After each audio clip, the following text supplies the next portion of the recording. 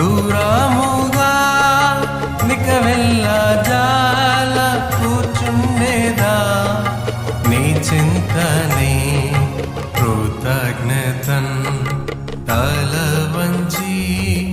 నాదు జీవాము అర్పింతును లేదీక నెయ్యిల అర్పింతును నన్నే నీకు అర్పి